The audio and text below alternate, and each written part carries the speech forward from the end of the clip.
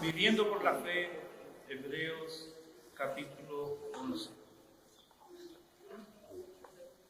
Viviendo por la fe, Hebreos capítulo 11. Obviamente que este va a ser una pasada por el capítulo, pero hay algunas cosas que vamos a ver aquí. Antes de ir a nuestro texto, permítame centrar nuestra atención en algunos textos de Primera de Pedro. Primera de Pedro, capítulo 4, los versículos 12 al 14, y luego el versículo 19. Primera de Pedro, capítulo 4, los versículos 12 al 14, y luego el versículo 19. Dice: amados, no os sorprendáis del fuego de prueba que os ha sobrevenido, como si alguna cosa extraña os aconteciese, sino gozaos por cuanto sois participantes de los padecimientos de Cristo, para que también en la revelación de su gloria os gocéis con gran alegría, si sois vituperados, afrentados, avergonzados o caer en desgracia. Eso significa vituperio. Lo explico porque vituperio normalmente entiende otra cosa aquí en Chile. Si sois vituperados por el nombre de Cristo, sois bienaventurados, porque el glorioso Espíritu de Dios reposa sobre vosotros. Ciertamente de parte de ellos Él es blasfemado, pero por vosotros es glorificado. Versículo 19. De modo que los que padecen según la voluntad de Dios, encomienden sus almas al fiel Creador y hagan el bien. Capítulo 5, versículo 10.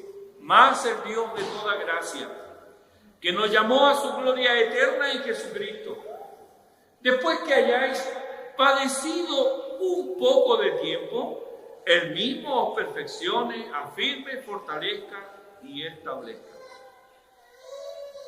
Esta epístola es corta, tiene solo 5 capítulos y se puede leer sin prisa en 30 minutos. Pero a juzgar por los lamentos y quejas que se oyen, esta carta es ignorada por muchos en el cuerpo de Cristo. Ignoramos que haciendo lo bueno y agradable a Dios podemos sufrir y que debemos soportarlo y que esto es agradable a Dios. Lo dice 1 Pedro capítulo 2 versículo 10. Y dice el versículo siguiente: pues para esto fuisteis llamados. ¿Qué? ¿Para qué? Yo no firmé eso en el contrato. Para esto fuisteis llamados. Fuimos llamados para soportar sufrimiento. Dice el capítulo 3, versículo 14, que si padecemos por causa de la justicia, somos bienaventurados. En el 3:16 dice que nuestra buena conducta en Cristo será objeto de calumnias. Harás el bien y te calumniarán. 3:17, que mejor es que padezcamos haciendo el bien, si la voluntad de Dios así lo quiere. La voluntad de Dios puede significar sufrir haciendo el bien. Versículo 2, capítulo 2, versículo 18. Que tendrás empleadores y jefes difíciles de soportar. ¿A quién no le ha tocado eso? Y en el capítulo 1, versículo 7, nos dice, de entrada nos dice Pedro, nuestra fe será sometida a prueba. Evidentemente, hermanos, los receptores primarios de Hebreos desconocían esta primera carta de Pedro. Ambas epístolas fueron escritas antes del año 70, Pero pasó un tiempo hasta que fueron conocidos por toda la cristiandad. Pero ese no es nuestro caso. Nosotros sabemos que Primera de Pedro está ahí, ¿verdad? La tiene en su Biblia. Ambas cartas están en nuestras Biblias y están separadas solo por 4 páginas. Que si usted está leyendo Hebreos y sigue leyendo, en menos de media hora llegó a Primera de Pedro. Debiéramos saber entonces lo que significa Apocalipsis capítulo 21, versículo 4. No solo como nota de esperanza, sino como una descripción de la realidad presente. ¿Qué dice ahí? Enjugará Dios toda lágrima de los ojos de ellos, y ya no habrá muerte, ni habrá más llanto, ni clamor, ni dolor, porque las primeras cosas pasaron. Versículo 5, y el que estaba sentado en el trono dijo: he aquí, yo hago nuevas todas las cosas. Sí, todas las cosas serán hechas nuevas. No habrá más muerte, ni llanto, ni clamor, ni dolor. Sin embargo, todas estas cosas son del presente, son del aquí y del ahora. Es ahora cuando despedimos con tristeza a nuestros seres queridos. Es hoy que lloramos nuestras penas. Es hoy que clamamos al Señor por ayuda. Es hoy que experimentamos dolor físico, psíquico y emocional. Hoy. Así estaban estos receptores de Hebreos. Estaban cansados. Habían llegado al límite de sus fuerzas y la capacidad de aguante había fenecido. Algunos, envueltos en desesperanza, se habían confundido con los soberbios que nunca faltan, que estos se ausentaban de la casa de oración y para peor remedio habían imitado la conducta de estos impenitentes, ausentándose ellos también. Entonces el autor los anima a tener paciencia, a no perder la confianza, a no olvidar la esperanza que había nacido en ellos. Falta poquito, les dice. El que prometió venir, vendrá y no tardará. Resuena en mi mente el estribillo de un himno: muy pronto vendrá, y no tardará, y no tardará. Es la misma esperanza que cantaban los esclavos negros en las plantaciones del sur de Estados Unidos. Vendrá, pronto ya viene. Vendrá, pronto ya viene. Oh, siempre con Él estaré. He de estar con mi Salvador. Anidaba en ellos la esperanza de que pronto ese sufrimiento que vivían día a día terminaría, que era algo real. Sí, le dice el autor de Hebreos, nosotros no somos de los que retroceden para perdición, sino de los que tienen fe para preservación del alma. Nota lo enfático del autor sagrado. Somos de los que tienen fe. No les dice que tendrán fe si la piden, o que la tendrán en un futuro como premio por acciones agradables a Dios. No, hermano, nada de eso. Tenemos fe, parece gritarles, pero ¿cuál fe? ¿Cualquiera la tiene? ¿De dónde viene esa fe? ¿Qué es esa fe? Constantemente nos topamos con personas que se jactan de tener mucha fe. Escuchaba una vez a 2 señoras y una a la otra le decía: yo le tengo una fe ciega a la Virgen de Andacollo, es que es muy milagrosa. La otra señora, tal vez para no ser menos, ella expresó su devoción al Padre Hurtado y a Laurina Vicuña. Su explicación es que son chilenos, ¿saben? Ellos son del pueblo, ellos no entienden. Las mujeres de fe. Una puerta de escape muy usual cuando confrontamos a alguien con su manera de vivir es escuchar lo siguiente. ¿Qué es lo que dicen? Yo tengo harta fe. Lo que le pido a Dios, Él me lo da. ¿Ve? Yo no necesito lo que usted me está diciendo. Yo tengo mucha fe. Y con eso ellos cierran toda reflexión acerca de Dios y del estado de sus almas. Lo cierto, hermanos, es que mucho de lo que se ventilan como fe, hasta en círculos evangélicos, y es triste decir esto, pero hay que decirlo, no pasa de ser credulidad supersticiosa. Muchos ni siquiera llegan al tipo de fe de los demonios, ya que estos no solo creen, también tiemblan. En cambio, aquellos que debieran temblar por llevar vidas rebeldes, siendo así enemigos de Dios, van por la vida sin detenerse a pensar en el destino eterno de sus almas. La palabra fe en el Nuevo Testamento tiene más de una acepción. En algunos textos viene a ser la confesión de creer en algo, como creer, por ejemplo, en nuestra confesión. Esa acepción tiene la palabra fe.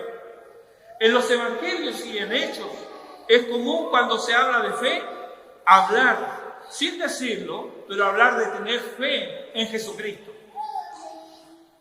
Pablo, en Romanos 3:22 y el 10:17, hace a la fe sinónima con apropiarse de. Y en este sentido, él nombra ahí en 3:22 la justicia de Dios. Se apropia, entonces, cuando habla de fe. Sin embargo, el autor de Hebreos le da otro matiz a fe en este capítulo 11.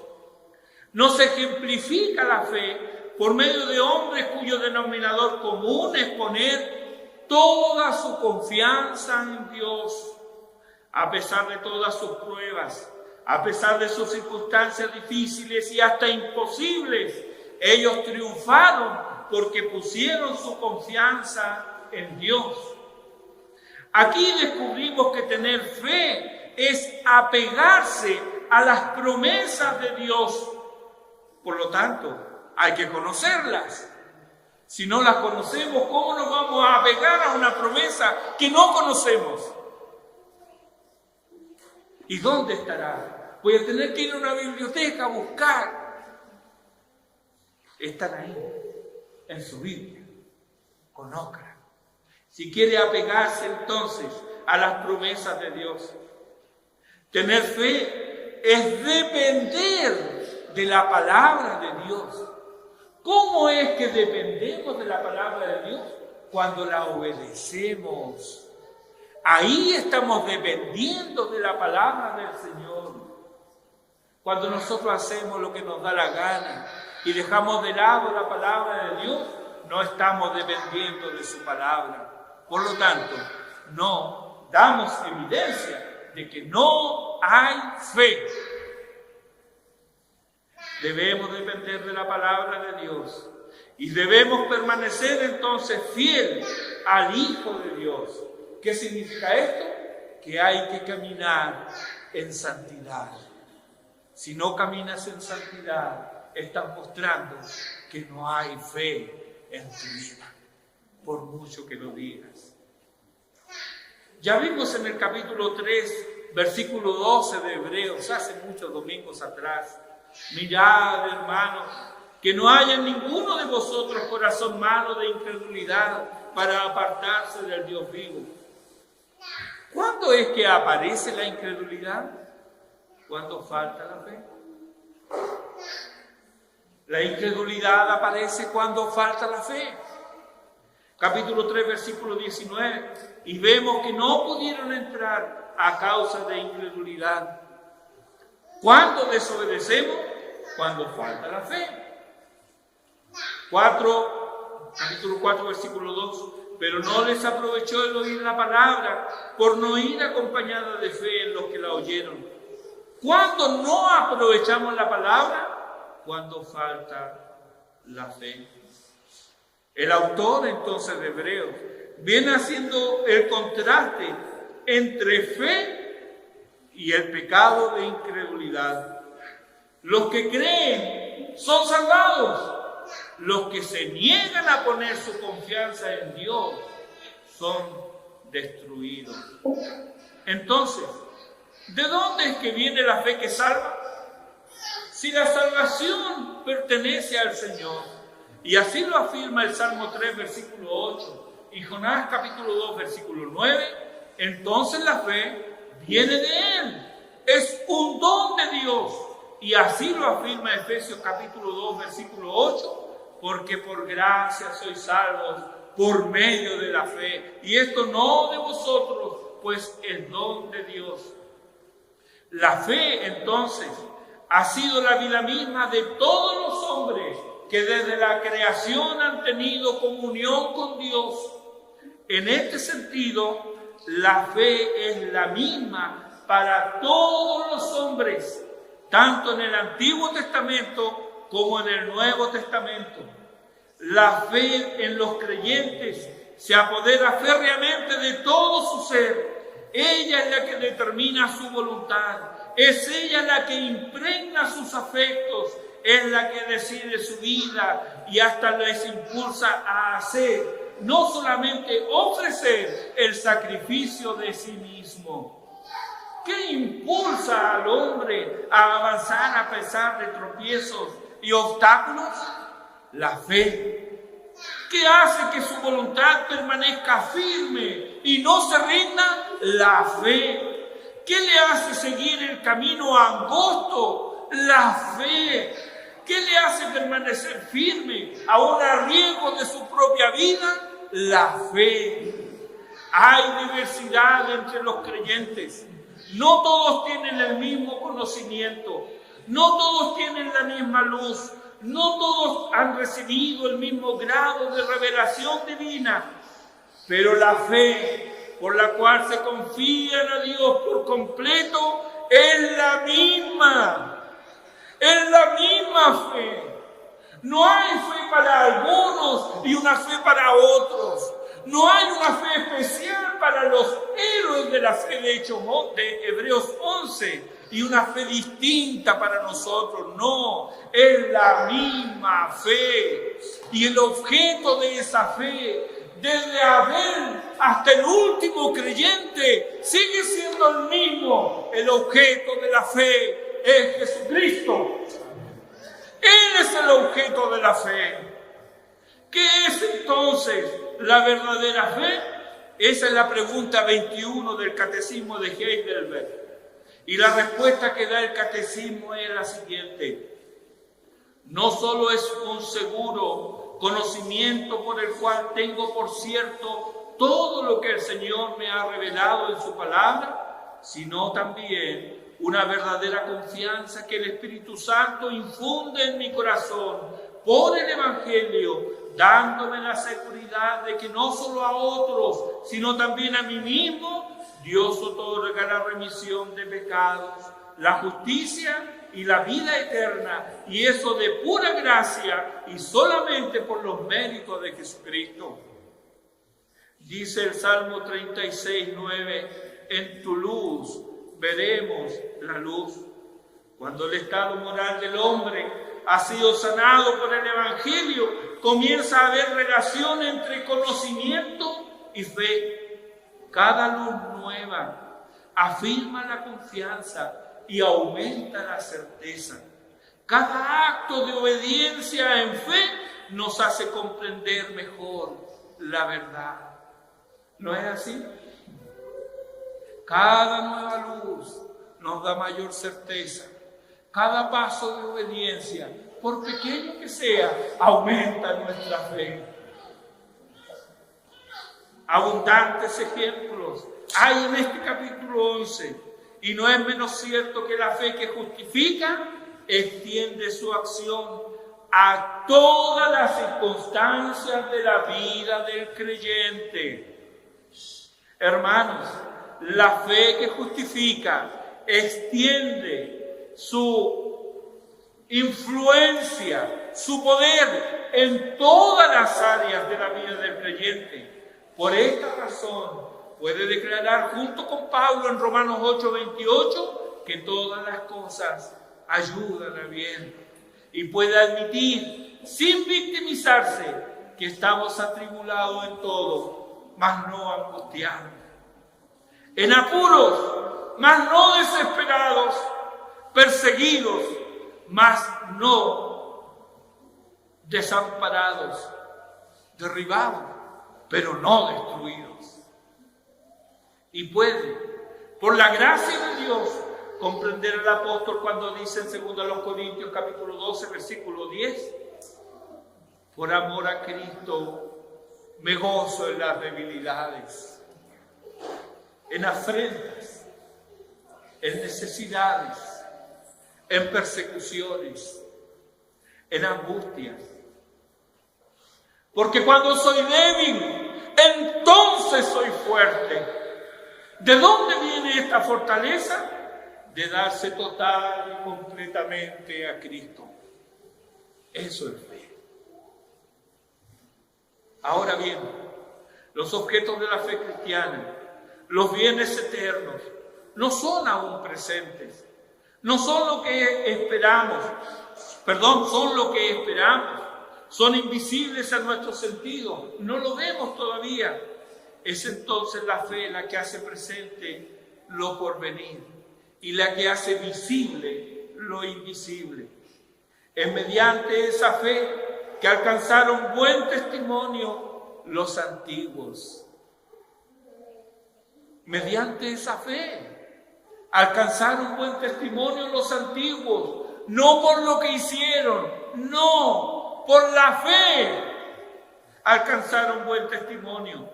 El autor los remonta a un pasado remoto, nuestro pasado remoto. Y allí comienza con Dios y la creación del universo, la creación de la materia. La materia no es eterna, solo Dios es eterno. Y hasta lo que no vemos fue hecho por la palabra de Dios. La fe lo cree. No lo vimos, pero lo creemos. ¿Porque somos crédulos? No, porque Dios no miente. Porque Él es veraz. Él es Dios. Una mentira, una falsedad en Él desvirtuaría su carácter santo y todo el universo sería trastocado. Nada sería seguro. No habría esperanza, ni justicia, ni amor, ni anhelo por algo mejor. Dios es veraz. Dice Crisóstomo, la fe es una visión de lo que está oculto y nos da sobre lo invisible la misma certidumbre que tenemos por las cosas que están ante nuestros ojos. A partir del versículo 4, en el capítulo 12 de Hebreos, pasa el autor sagrado a demostrar, a ilustrar con nombres el ejercicio de la fe. Y comienza con 4 gigantes espirituales: Abel, Enoc, Noé, Abraham. Abel era el segundo hijo. Ambos, Caín, su hermano mayor, y Abel, recibieron la misma instrucción de sus padres. Caín siguió su propio camino. En cambio, Abel ofreció su ofrenda a Dios de acuerdo a lo que Dios requería. La obediencia demostró su fe. Enoc, a pesar de vivir en medio de una generación maligna y perversa, escogió el caminar con Dios. Agradó así a Dios y tuvo testimonio de ello. Mientras todos andaban tras sus propios caminos, él escogió el camino de Dios, el camino de la fe. Noé vivió en tiempos cuando la maldad se multiplicó de tal manera que se respiraba violencia y maldad, pero Noé halló gracia. Y leemos en Génesis 6:9, con Dios caminó Noé Qué testimonio tan corto.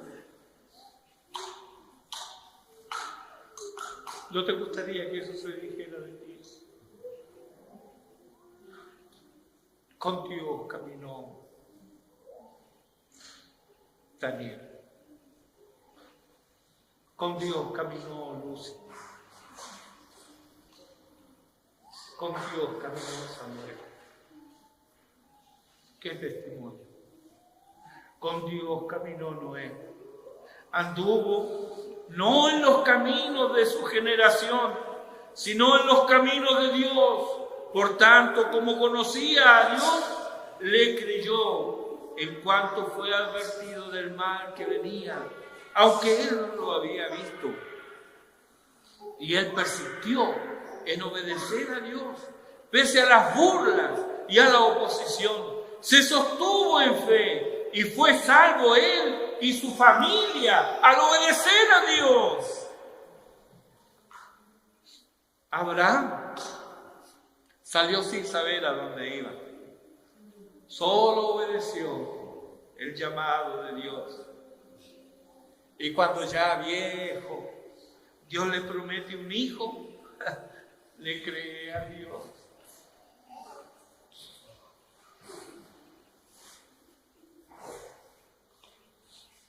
No encontramos en la Biblia que él haya cuestionado esto de Dios. No, él le cree. ¿Por qué le cree? Porque había caminado con Dios. Porque le había obedecido, años obedeciendo su voz. Ya conocía quién era su Dios. Y él sabía, Dios es veraz. Él no puede mentir. Él no falsea las cosas. Lo que él dice así es. Y si él ha dicho que me va a dar un hijo me va a dar. Y yo lo creo.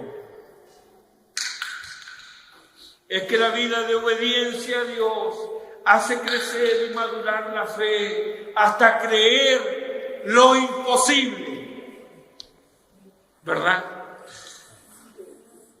Cuando miramos a estos 4 hombres de Dios, nos sentimos como una gota en el océano de la gracia de Dios. Nos sentimos pequeños, insignificantes. Claro, es que Abraham, es que Noé, es que no, es que Abel, pero yo, tan pequeñito, tan insignificante, pero espera. Porque el versículo 13 del capítulo 11 de Hebreos dice que ellos murieron sin haber recibido lo prometido. Ellos tenían la misma fe que tú y yo y esperan, no exactamente como nosotros, pero esperan como tú y como yo la promesa de la patria celestial, la ciudad que Dios ha preparado, cuyo arquitecto y constructor es Dios. Este también es el mensaje para los receptores de Hebreos. Ellos esperan. Dirá alguno, pero yo he tenido tiempo de duda. Mi fe no ha sido perfecta. He dudado de la promesa de Dios y le he desobedecido muchas veces. ¿Quién nos identifica con esto? El autor sagrado, al citar a estos hombres de Dios, sabe que eran hombres pecadores. Por lo mismo no excluye a Noé ni al mismo Abraham. Ellos no vivieron vidas perfectas. Tampoco lo fue Sara.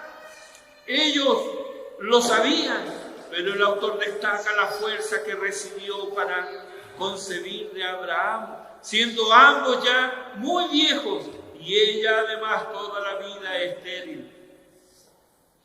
Ellos saben que cuando le fue anunciado a Sara su futura maternidad, me estoy refiriendo a los receptores de Hebreos, ella primero dudó, se rió, pero luego reflexionó en quién era el que le prometía y cambió de parecer completamente. Dios es fiel. Él cumple su palabra. ¿No te pasa así también? ¿No hay momentos de duda, de incredulidad, que de pronto es cambiado en certeza? ¿Cómo es que se produce este cambio? Hermanos, este cambio solo lo obra la fe en Dios, que llama a las cosas que no son como si fueran. Sigue recorriendo la historia el autor sagrado y les trae a Isaac, a Jacob, a José y Moisés. Siguen siendo gigantes, pero la historia bíblica de cada uno de ellos nos muestra hombres de carne y hueso, con sus luchas y conflictos, sus errores y pecados, y cómo Dios trató con cada uno de ellos. A pesar de encontrarse en situaciones imposibles, Dios les sostuvo. Tuvieron fe en Él por medio de la fe que Él les dio. Fue no distinta que también tenían los hebreos y que tiene cada creyente en el Dios verdadero. Fueron corregidos y disciplinados. Aprendieron a obedecer, a ejercitar la fe. Luego viene un ejemplo asombroso. Por ser mujer, por su origen pagano y por la ocupación pecaminosa que tenía, ni su familia. ¿Por qué? Porque recibió fe para obedecer. ¿Te asombra saber que con ella hay una historia de amor que puede rastrear en el libro de Ruth y que llega hasta el mismo Hijo de Dios en Mateo capítulo 1, versículo 5? ¿Cuántas mujeres de todos los tiempos no recobrarán esperanza viendo su condición y sabiendo lo que Dios en Jesucristo puede hacer una vez le entregan sus vidas a Él? Si lo hizo con Rahab, lo va a hacer conmigo. Inefable es la divina gracia, es inmensurable cual el ancho mar. Luego el autor menciona 6 nombres. Gedeón, el indeciso. Señor, si el vellón está mojado y todo lo demás está seco, entonces tú me vas a hablar. Pero después, perdona, Señor, si el vellón ahora está seco y todo lo demás está mojado, entonces sí, indeciso. Barak, bueno, nosotros no tendríamos un buen nombre para él hoy día. ¿Por qué? Porque él salió a pelear. Solo si Débora iba con él. Si tú no sales conmigo, yo no voy. No era la esposa, por si acaso. Le tendríamos un nombre. Qué hombre, ¿no? Todos conocen a Sansón. Un hombre fuerte, pero débil, promiscuo y fanfarrón. Jefté es menos conocido, pero hoy sería la víctima perfecta para los sociólogos y psicólogos.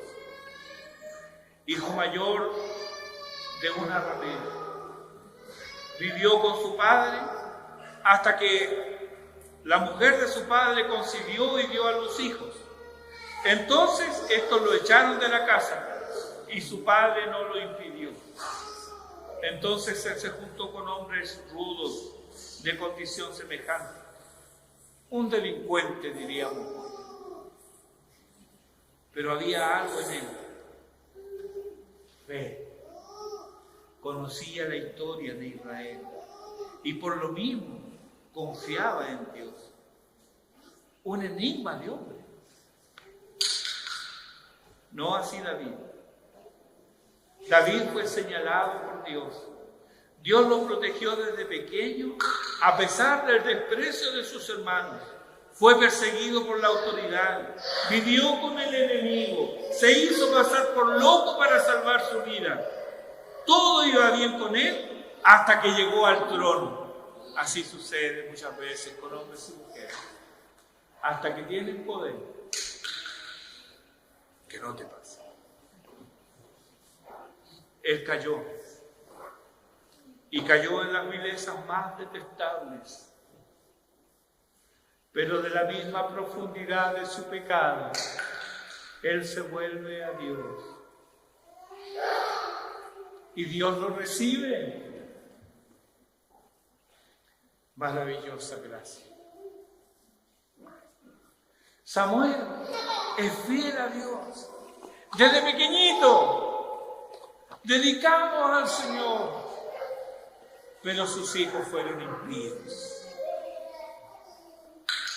De los profetas, mencionaremos algunos. Jeremías fue acusado de alta traición y casi ejecutado.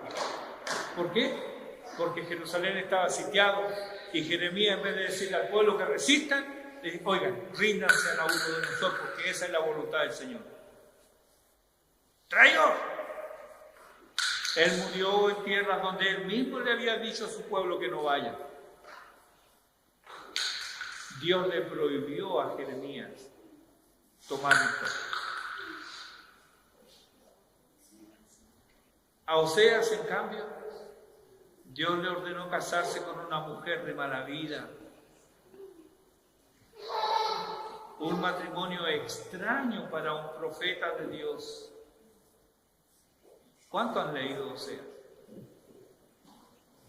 Un matrimonio extraño para un profeta de Dios. En cambio, a Ezequiel, Dios le quitó su amada esposa. Dios mismo dice: he aquí que quito delante de ti el deleite de tus ojos.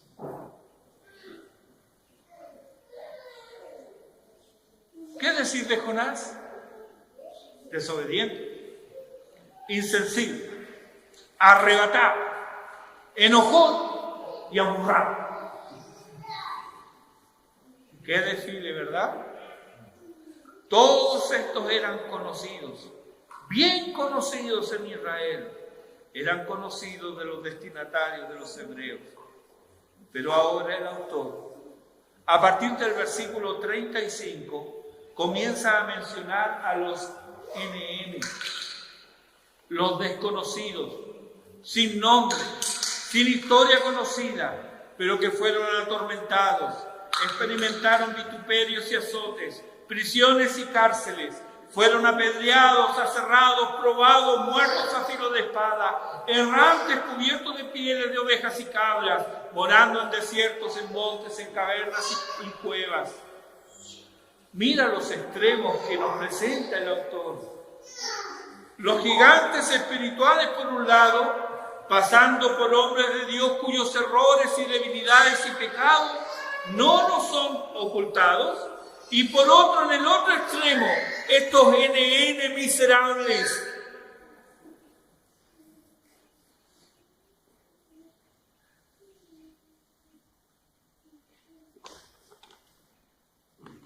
Por un lado, una princesa como Sara y una ramera como Rahab. Mira los extremos. ¿En qué parte de este extremo estás tú? ¿En qué parte de este extremo estamos nosotros? ¿Qué es lo que tienen en común? Todos murieron sin haber recibido lo prometido, pero lo creyeron y demostraron que tenían fe porque obedecieron a Dios a pesar de sus vidas pasadas, a pesar de sus errores, a pesar de sus debilidades y de sus pecados. Todos ellos, dice el texto, alcanzaron buen testimonio mediante la fe. Todos ellos nos esperan a nosotros, dice el autor, para que juntos recibamos la herencia reservada en los cielos para nosotros, incontaminada, incorruptible, inmarcesible. Y Pedro nos dice que no solo esa herencia está reservada, nosotros estamos reservados también, estamos guardados. ¿Cómo es esto? Sí, ni nos vamos a extraviar, ni nos vamos a perder, porque estamos guardados por el poder de Dios. ¿Cómo? ¿Y quién lo ha hecho esto posible? Hermano, aquí debemos remontarnos a la cruz de Cristo, el Calvario. Allí el Cordero de Dios expió los pecados de estos gigantes espirituales, de estos hombres de Dios torpes pero elegidos, de esos desconocidos que sufrieron, de los destinatarios de los hebreos, pero también pagó por tus pecados y por los míos, Cristo Jesús. Seguramente no eres de los primeros de la lista de Hebreos 11, tampoco eres de los que están a partir del versículo 30, y aunque no has sufrido como los del final de este capítulo, como aún no has resistido hasta la sangre combatiendo contra el pecado, como dice en el capítulo 12, versículo 4, en algún lugar entre estos nombres te encuentras. La fe que los animó a ellos es la fe que te anima a ti. Es la misma fe y está depositada, está puesta, está asegurada en Jesucristo. Por lo tanto, persevera. Persevera. Tu fe no es de segunda clase. Tu fe no es inferior. No es un sucedáneo de la fe verdadera. No, es la misma fe. Por lo tanto, puedes perseverar. Pero ahora te pregunto, ¿tienes fe? ¿Descansa tu fe en Jesucristo? Si no es así, aunque digas que tienes fe, solo es una ilusión vana. La fe en Jesucristo obra por el amor. La fe en Jesucristo obedece. Deja tu credulidad supersticiosa y ven a Cristo. Él no te rechazará. Él dijo, al que a mí viene, no le echo fuera. Es su promesa y Él es fiel. Cumplirá en ti su palabra. Te dará fe para creer. Gloria al Señor. Oremos.